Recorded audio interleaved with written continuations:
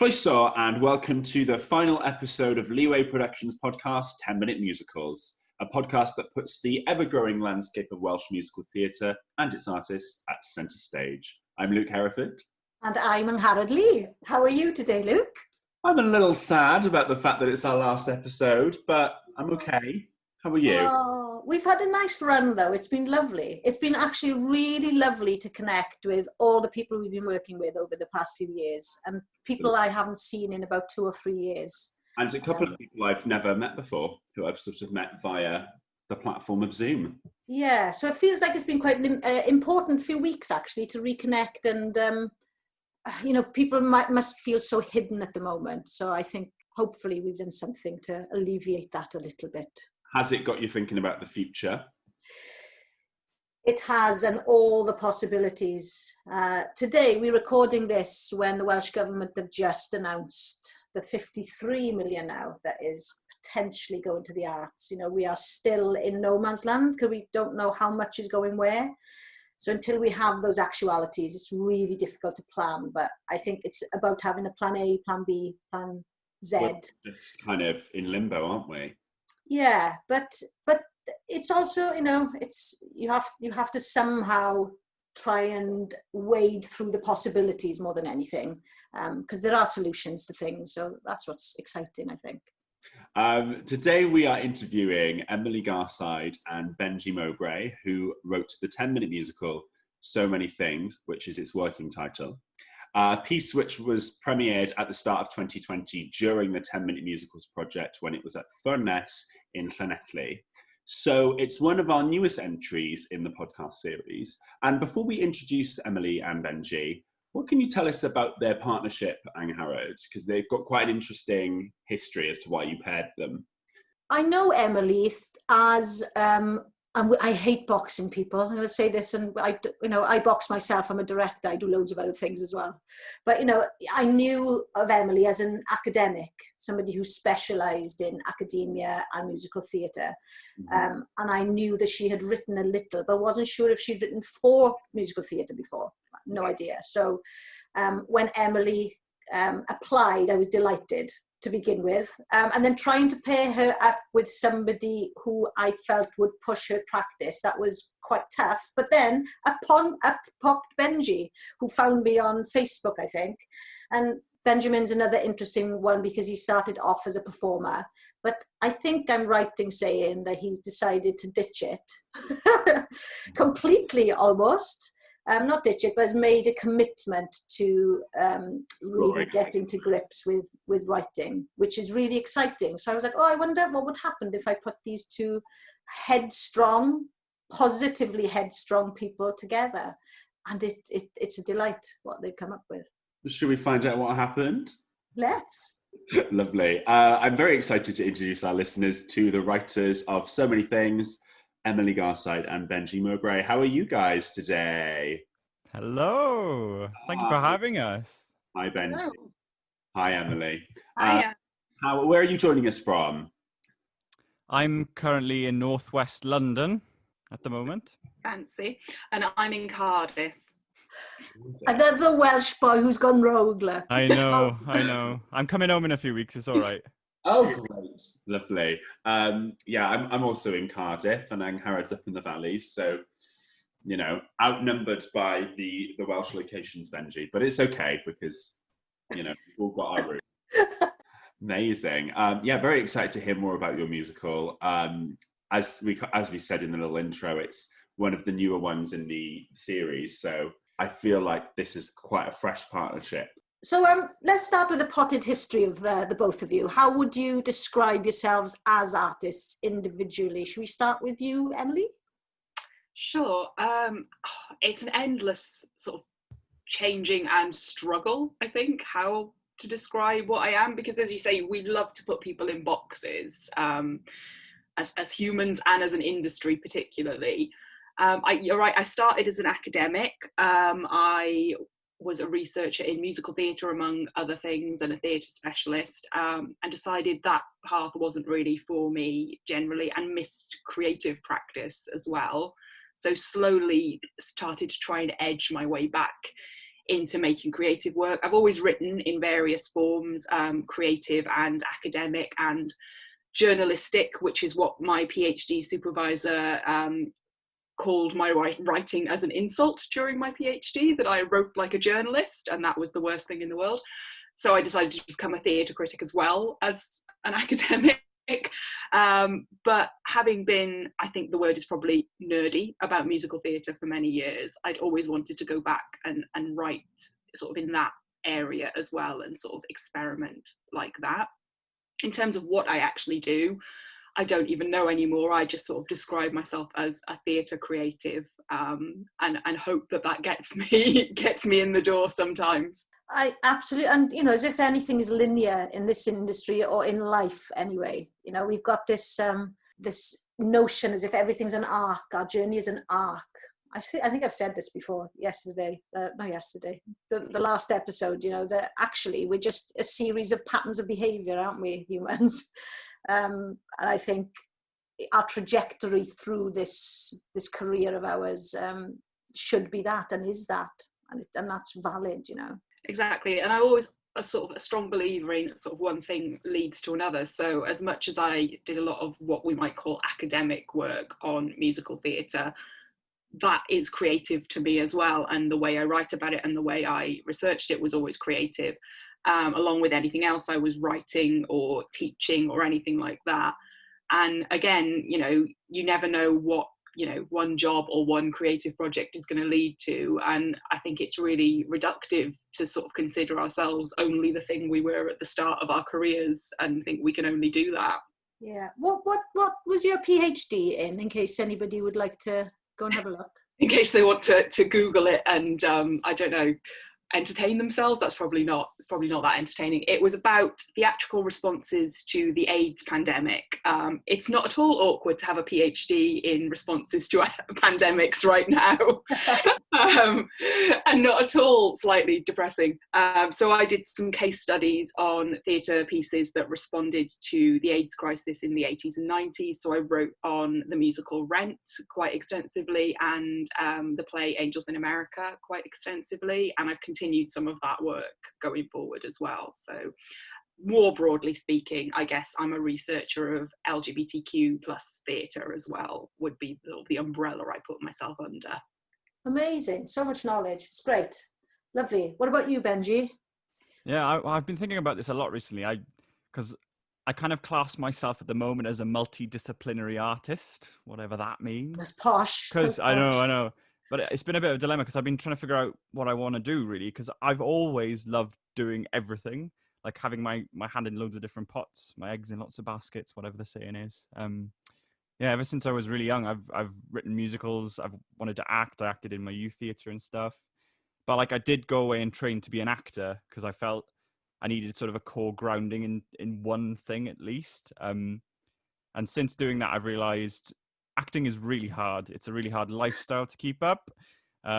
It's you just don't even think about a lot of the things that the career aspect sort of takes. It takes a lot of energy mentally and physically. And I just, my heart has always been in writing and composing and a bit of directing, a bit of producing and a bit of making it happen. So I suppose, yeah, recently I've come to the decision that I want to be someone who makes things happen, basically.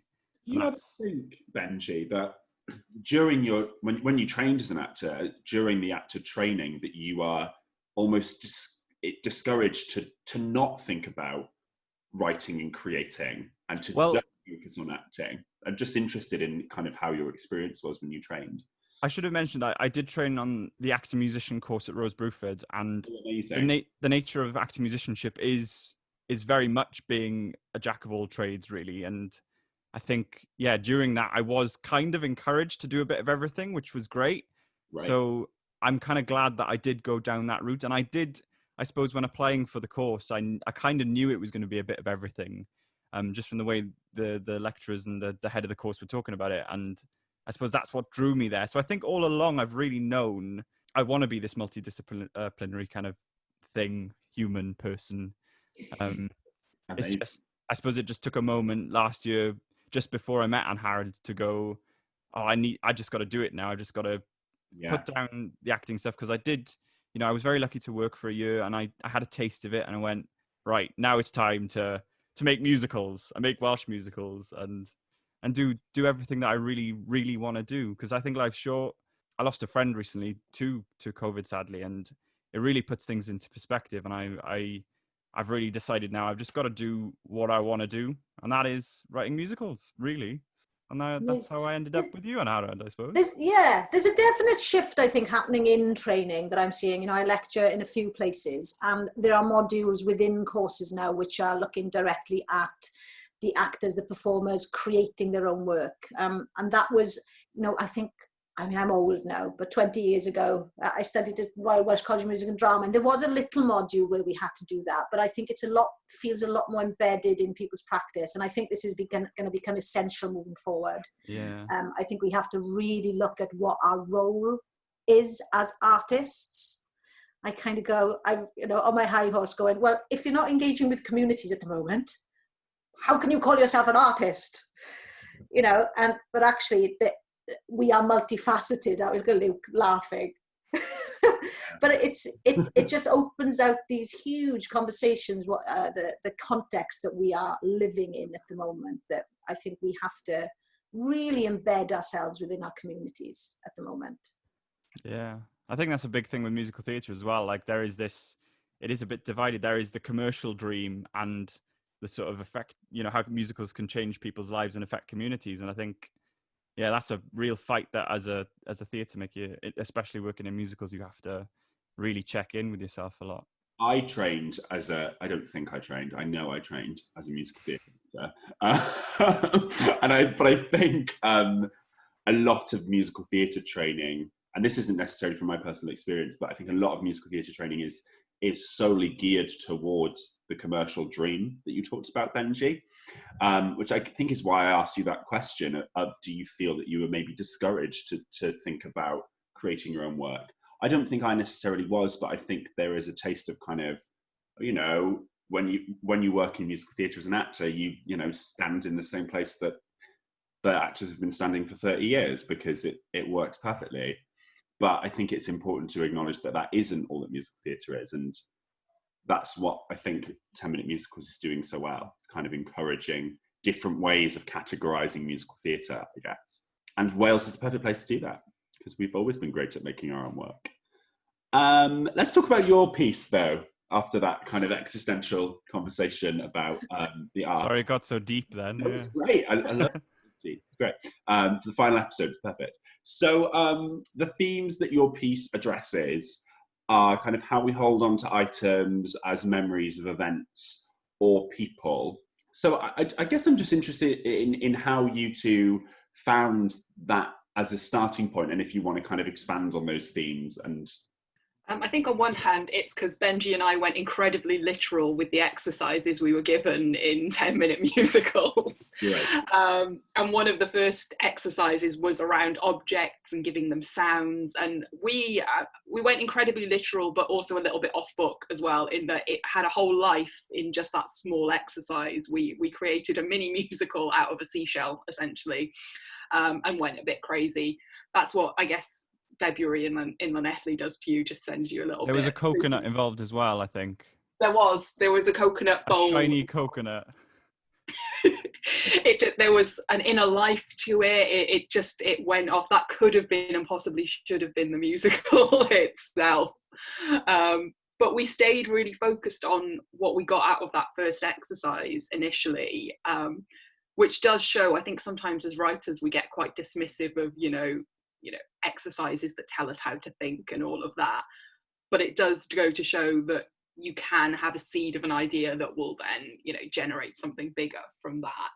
And we just got to thinking about, I guess, what objects signify from that, and sort of all the stories you can spin out from that, as we proved by being a little bit silly with it, but also by creating something out of essentially nothing in that sense.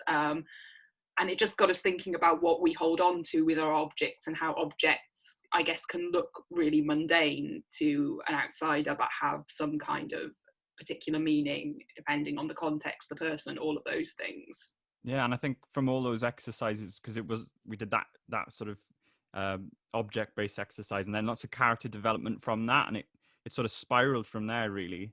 And I think also we both talked a lot about how our families are, do hold on to a bit of junk. Like my family are hoarders, love to them, but like we do hold on to a lot of stuff. So there was a bit of a personal thing in there as well. I think it was, those exercises really did unlock a lot for us in that first day working on the project in Hereford.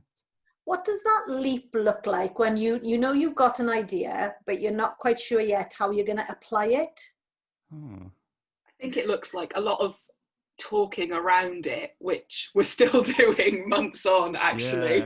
Yeah. And a lot of kind of sometimes really random ideas. And I know we both went quite analog with it and had sort of scribbly bits of paper and mind maps and all of that kind of stuff. And we're still kind of working on like that, even though we're working virtually now. So we've got sort of Google documents with just lots of random phrases and things like that. And it's almost actually, to sort of take it back to that exercise, it's like that table of objects we were looking at in the first exercise. And as if we're still sort of picking up different ones and going, does this fit? Does that fit? What's this? We've forgotten this thing over here, and sort of telling all those stories at once.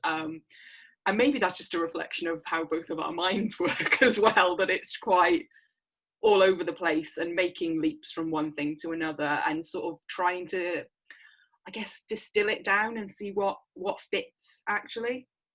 Yeah. Do you know what your musical is about yet? I think that pause says it all. Yeah. Well, I think we're getting there. We're doing a lot at the moment. Since February, obviously we've been chatting like weekly, especially since lockdown. So we've had a lovely weekly sort of chin wag about musicals, about the industry, about our problems, and then we talk about this project. And yeah, I think weekly we've sort of started to look at how research is perhaps now the thing to go to, because we started off with purely of story and character, which is usually you kind of start with a bit of research. So we've done it the other way around in ways, but well, that's just our process. But we have been doing a lot of research into the themes of the show and sort of the social circumstances around the characters. And I think we're getting there with what we want to say with the piece, or how we want it, to affect people. But it takes time, So you are actively developing your piece into how long of a musical do you know yet? Is it going to be a full length piece? We talked about it being like a nice little chamber piece, maybe like an hour long sort of thing that could be done in like a pub theatre. I don't know, or like in a community hall. I think keeping it community hall, please. Yeah, because it's set in a rural town at the moment, I think. So it'd be nice to take it to those places, the places where it's actually set, which I don't think happens a lot. That's really. So I think when I see it in my head, I see it in like the kind of village hall I grew up going to for like brownies and guides and stuff like that. And very Vicar of Dibley vibes.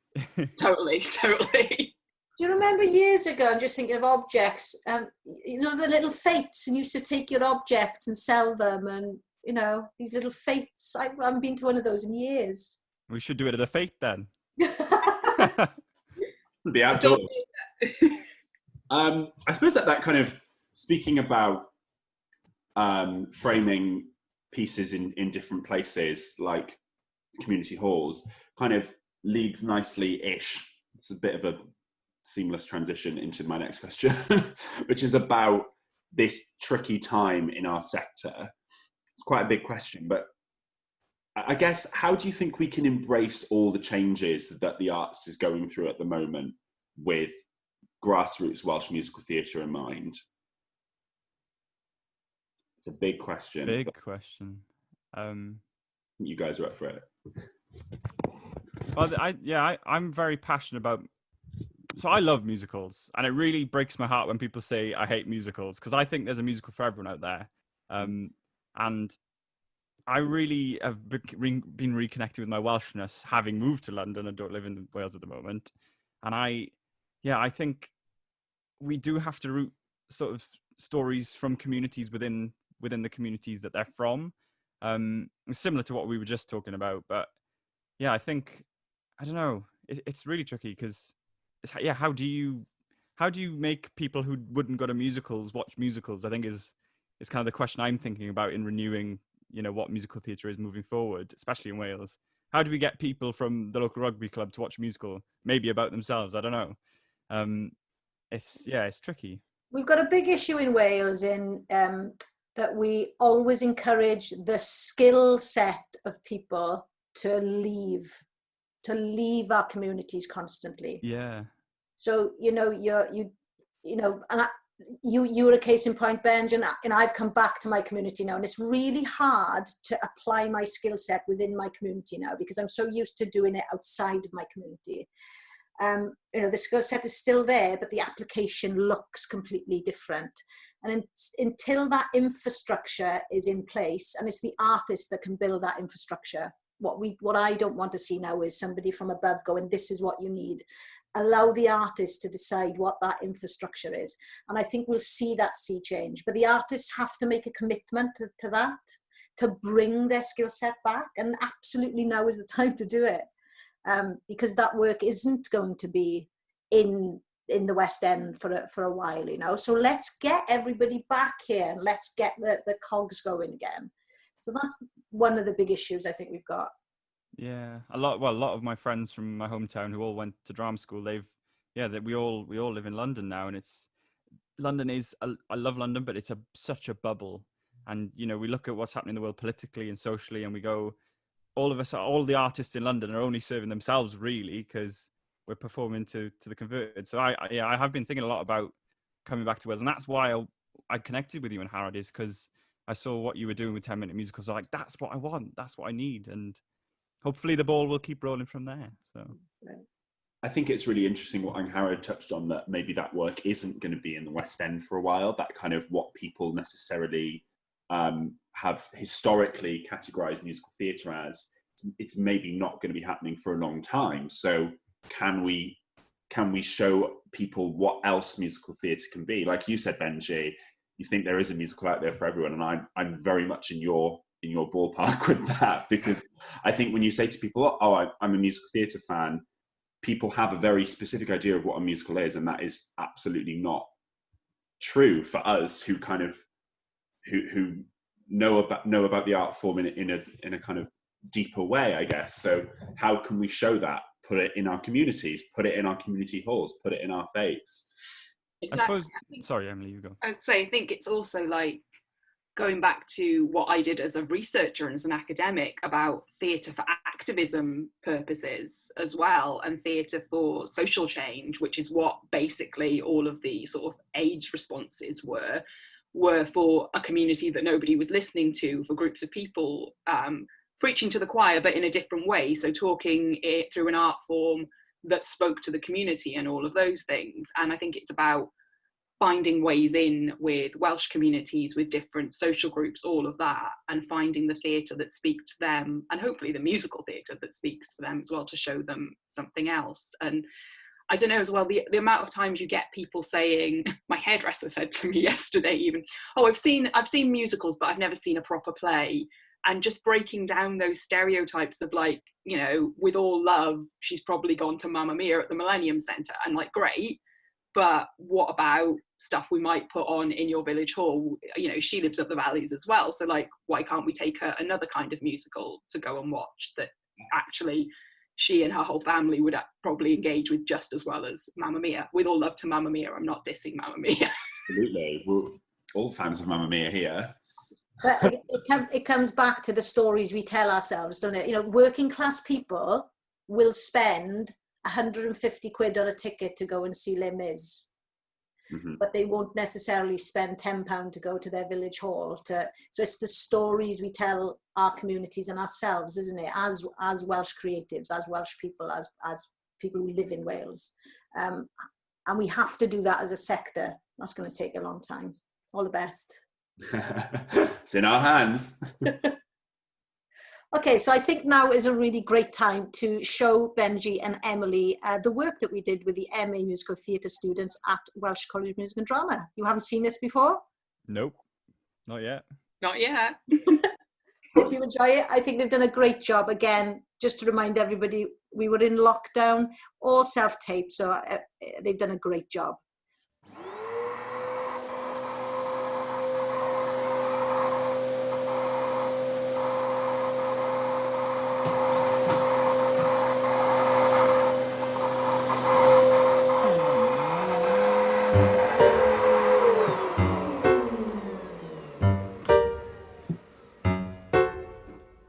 knickknacks, trinkets, stuff and things, rubber ducks and bells to ring.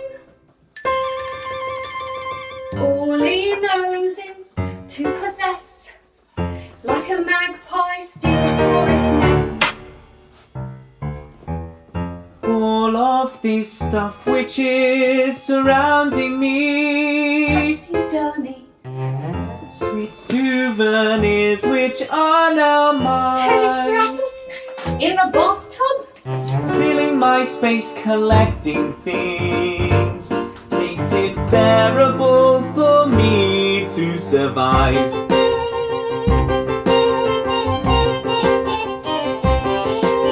I've never known a boy like this, not in my time, when all he does is reminisce, says he'll let things go, still he keeps all of this junk. I'm safe in here with my only friends. So many things. Look at all my objects, my boxes and tins. So many things. China dogs, pottery. It's from the lottery.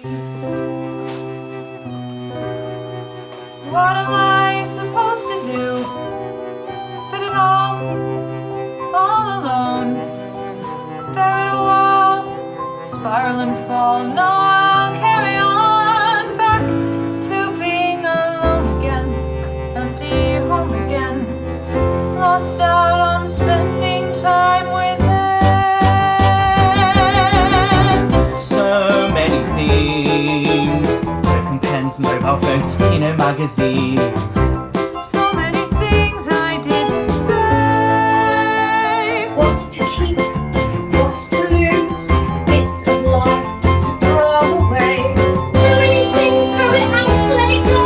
You can't take it with you. Nobody knows what they've got until they've lost it. So I'll keep holding on to him. I love the feeling of holding on. Where did all our time go? I will never let you go. Can you send me a sign? Oh, please save me. Collecting things, keep connecting to things, and all of it belongs to Like lots of batteries, lots and lots and lots of things. so many things I things. Oh, seats and teddy bears. Collectibles I think are rare. So many memories. Lots of wonderful holidays. You never know when you will need it, or how much joy stuff can bring.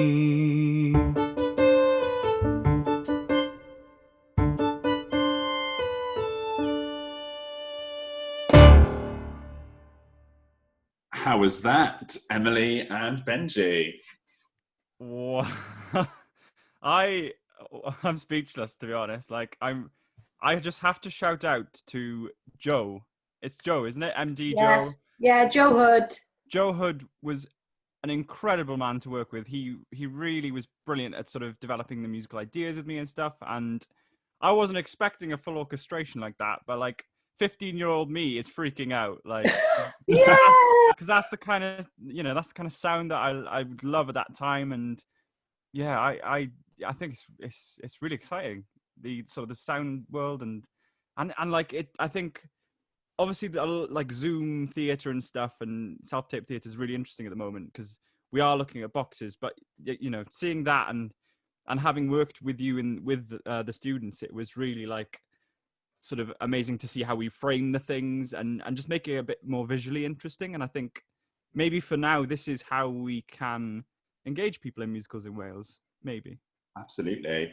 I think this must be really exciting for you guys as you are actively developing this into a full-length piece. So not to kind of put words in your mouth, but it almost could look like a glimpse into the future, maybe. Absolutely. It makes it feel like a real thing, which sounds ridiculous, but it's that thing. It takes it out of our heads and our Zoom conversations and goes, no, we've made a thing. And look, we've got a real thing that we can share with people and can sort of show what we've done in a relatively short space of time as well, for in musical theatre terms particularly, or in theatre terms, particularly with the fact that we haven't been able to meet and work on it for however many months. So it just feels sort of really validating in a way to go, no, look, we can create, and look what we've done so far, like we can do something. And that, I think, gives us the motivation to keep working, because we can go, oh look, like we've got this far, look at this brilliant thing some people helped us make out of our ideas. What if we could like take that forward?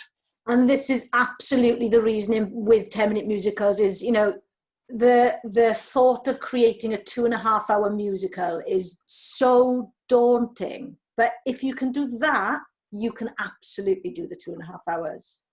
And it just compartmentalizes things a little bit, I think. So again, coming back to 10-minute musicals, it exists for, it is what it is for whoever is engaging with it. You know, you have developed your practice differently to the next group, so you decide what it is for you, and that's the beauty of it. It's just the sound. You said it, I think, Benji. What I get from this is we can hear the sound world, and I think that'll help Emily as well, because you can feel the busyness of it. You can almost feel the energy directorially. I can feel what maybe I would be looking for with regards to how I'm going to direct it, you know, and all those should be feeding into your process now, I think. Yeah, because a lot of the time when you're creating demos and stuff, it's all just piano based. Well, for me particularly, it's hard to envisage what it's going to sound like and feel like, you know, like that. And that's given me a real fuel now to think about how, you know, other songs in the show and how it can open up stuff. Because I think writing musicals does take time, because you have to give yourself space to think and stuff, and you do lose motivation. And I think you need to find ways to fuel it, and that is definitely an amazing piece of fuel to keep us both going, I definitely think. Which, guys, more fuel. Oh, more fuel. More fuel. Theatre designer Corey Shipp has been creating design responses to each of these pieces. Just kind of manifested themselves as mood boards. Unfortunately, she's not here to talk you through them, but Angharad and I will do our very best to talk you through design responses to your piece. So if you guys are ready, I think a little starting point to kind of talk about that Corey, every time she's been on the podcast, has said what's interesting and different about this for her process as a designer is that normally when you're designing something, you're designing with a specific auditorium or a specific space in mind. And obviously, because these are just design responses to kind of conceptual design responses with no necessary plans for production, that she's literally just designing based on the ideas that your piece has given her. So that's where all of these ideas come from, which I think is kind of exciting. And also, given the time that we're in, where we're maybe not able to use traditional spaces in the way that we normally would, just kind of gives you a bit of food for thought, or kind of opens the boundaries as to how we might perform it. So yeah, just a couple of response images for you guys. I love the two women on the what are they on? They're riding They're on segways, I think, are they? Segways. That sums it up, I think. Two slightly unhinged looking women on segways. That's me and Emily when we're writing this. I guess a good question for you guys is, have either of you ever worked with a theatre designer before?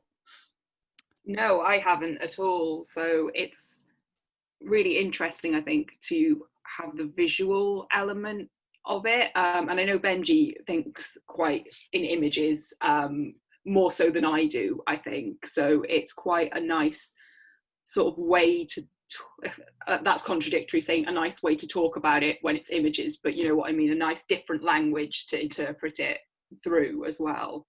Yeah, I'm a big visual fan. I love when I'm writing as well, I love gathering images and art and stuff, and this really does speak to me in terms of, from what we've written, I can see like perhaps where Corey has got some of these influences from. And it's also given me an idea, like what if, I remember there was, I think, a piece of theatre when I was in Wales years ago where someone would go to someone's living room and perform a monologue and stuff. I wonder what if we went to someone's messy house and did this, and I don't know. Absolutely. On the segways. On the segways with the old woman. I love this image of the couple, and one of them's made out of letters, as in male, not the alphabet. I just think that's really lovely. So obviously one of the notes on Corey's mood board here is the comedy within a situation of grief. I haven't seen the full piece. How much do you think, and obviously you guys are developing it, but how much do you feel that the idea of the theme of grief will manifest itself in the piece? Do you think that will be a big part? I think it's really central. It's also become something of a joke in everything I write has something to do with death in it, which I'm not that macabre in real life, honestly. But I like that Corey's written as well, like the comedy within grief, because again, that's very much what we've been going for, and the sort of the comedy in the darker situations, and I don't know, the way that people respond, like people are just funny, they're just weird and funny, and that's what we want to bring out even through music, and that feels sometimes really hard to do for musicals. And I guess that's another thing that we've been sort of pushing, is that like you can sing a funny song and it doesn't have to be, I don't know, a clowning type number. It can be about something quite serious, but it's also ridiculous that you're unpacking these boxes of ridiculous objects and things like that. So I think that hits the notes of what we've been trying to do a little bit. So hopefully these will just be a little piece of fuel for you guys, as you guys use the term fuel, as you continue to develop so many things into a full-length piece. If you are joining us through a non-visual medium today, but want to see Corey's design responses to so many things, you can view this episode on YouTube, where the full episode is also captioned. Before we wrap up today's final podcast episode, we just want to ask what's next for the both of you in these very strange circumstances. Emily, do you want to have a go at that one? Why is it my responsibility? Just because I'm older. I think for us, it's more of what we've been doing. So I just feel really lucky that we got paired up together back in to early 2020. Not to be overly sentimental in these times, but I think that's one of the best things that has come out of this year so far, is Benji and I meeting and getting to create and getting to become friends, which I think feels really important right now. I think the creative friendship that we've developed alongside this is super important, because you don't always need to love the people you work with, but liking them goes a long way sometimes. But we've kept this going over Skype and Zoom and virtually, and we're just going to try and keep doing that, I think, is the plan. We're also very excited that we get to see each other in person in August, because Benji's coming back to Wales and seeing another have a socially distanced cup of tea or something in Cardiff, I think. Yeah. What about you, Benji? You working on anything specific at the moment? Oh, I'm doing too many things, basically. So many things. I'm working on I'm really getting passionate about my Welshness at the moment. So I'm working on a musical about Gwen John with Harry Rylan, who's a wonderful Welsh playwright. But yeah, I want to second what Emily said. Like that friendship we made has been brilliant, because there's been some weeks where we just don't talk about the show and we just have a chat, and I think this industry is so big and so it's so challenging to navigate. The more friends you can make along the journey who have a similar vision to you is so important. So second that, Emily. Lots of love to you. Yeah. But we'll keep plodding along. It'll be fine. We'll find ways to create, I think. What a love-filled episode. Oh. What a great way to end the series. Thank you so much for joining us, both of you, Benji Mowbray and Emily Garside. A big thank you as well to Lavinia Huxham, Gregory George and Erin Claire Spence, who performed so many things, and all of the students from Royal Welsh College of Music and Drama's Emmy Musical Theatre course who performed on the 10-Minute Musicals podcast series. Thank you also to musical director extraordinaire Joe Hood and theatre designer Corey Shipp, whose design responses throughout the series have been brilliant. If you enjoyed this podcast series and want to share the love, as we've been doing, for the past half hour. It's been lovely. You can use the hashtag Leeway10pod and tag us at Leeway Prods on Twitter, Instagram and Facebook. And where would a podcast be without its thousands of dedicated fans? Thank you so much to our listeners for tuning in to Leeway Productions podcast, 10-Minute Musicals. Stay tuned on our social media channels for future podcast announcements and updates on all things 10-Minute Musicals and all things Leeway Productions. Co-host Angharad Lee, it's been a pleasure. It's been a bigger pleasure, co-host Luke Hereford. And what is next for you, Luke? Oh, lots of fabulous things. Mostly continuing to dye my hair pink. And I'm filming something which is me dancing next week. I'm not allowed to say what it is, but it will be, I know, wild. So I haven't done that in 5 years, but I'm going to be dancing and lip syncing to something which will be on the social media channels before you know it. So you'll see that soon. What about you? Oh, I'm probably going to spend weeks and weeks looking for money places so I can keep doing what I'm doing, basically. I'm filling in lots of forms. It's so exciting. Oh, so exciting. But thank you for being a glorious, handsome, charming and modest co-host, Luke. Until next time. Until next time, indeed, Angharad.